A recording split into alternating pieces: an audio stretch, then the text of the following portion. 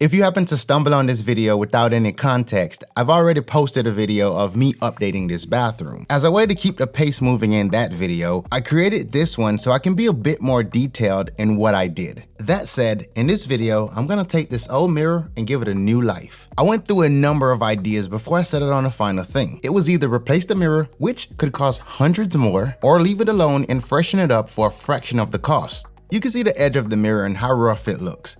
That could not be in the final product. So at best, I had to at least put a frame around it to hide that. The reality is, you can frame this mirror with whatever lumber you choose. I went for a 1x2 lumber, which is quite slim. I wanted to get a feel for the lumber I'm committing to, so the best thing to do is to sit it in place and give it an overview. Look at it and make sure it's what you want to use. So at this point, I feel good about my decision. I adjusted the saw to make a 45-degree cut. Now I'll line up both lumber for the top and bottom of the frame. At this point, I've taken no measurements. I'm gonna leave the lumber long and make the first cut.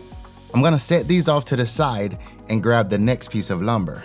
These parts are gonna be for the sides. I used a miter saw to make my cuts, but I feel this project is so simple. If you're terrified of power tools, you can use a miter box like this. At this point, I haven't even pulled out a measuring tape yet. In fact, I didn't even use a measuring tape. I set the parts in place, eyeballed them, and made some marks. I taped this part in place, pinning it all the way to the wall. Now I'm just gonna mark the frame right at the edge of the countertop. I lined up the two frames and then cut them at the same length. Oops, it looks like the motor of the saw contacted the wood and prevented the blade from going all the way through, so I needed to reposition it and finish the cut.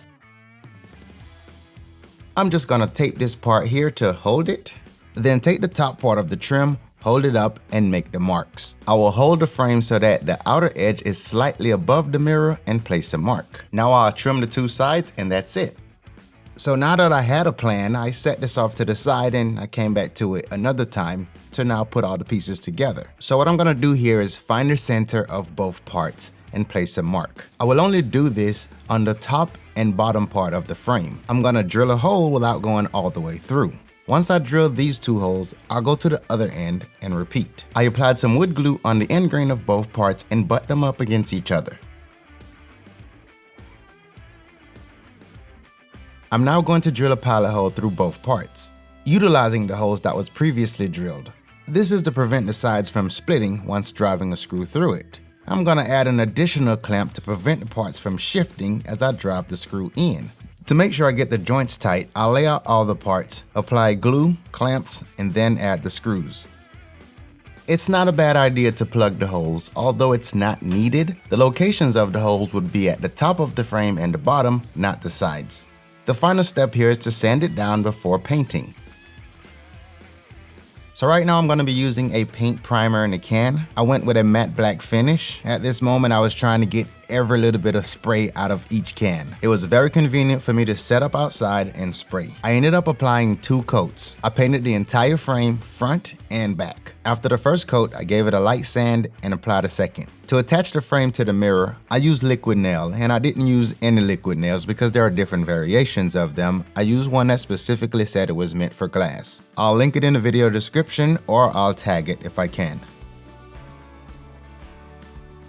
When applying the liquid nail, I wanted to make sure I was close to the edge as possible.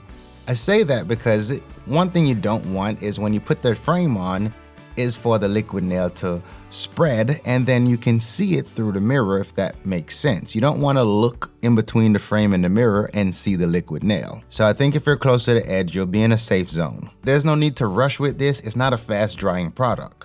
It could take up to 24 hours before it's fully hardened, depending on the situation. The best thing I would say is, before you bring the frame in, have a plan.